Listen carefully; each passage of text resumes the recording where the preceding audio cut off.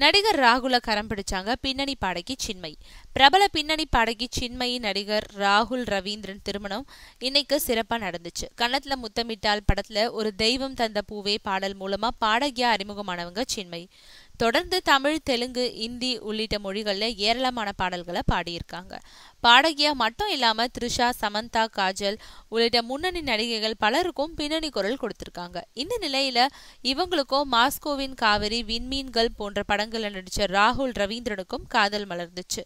இவங்களோட காதலுக்கு 2 பேரோட வீட்லயும் சம்மதம் சொன்னதை அடுத்து மே 5ஆம் தேதி இன்னைக்கு திருமணம் நடத்த முடிவு செய்யப்பட்டது. அதன்படி சென்னையில இவங்களோட திருமணம் இன்னைக்கு சிறப்பா நடந்துச்சு. இதுல இரு வீட்டாரது உறவினர்கள் கலந்துக்கிட்டாங்க. தொடர்ந்து நாளை மே 6ஆம் தேதி திருமண வரவேற்பு நடக்குது. இதுல திரளான திரையுலகினர் கலந்துக்கிட்டு மணமக்களை வாழ்த்திருக்காங்க.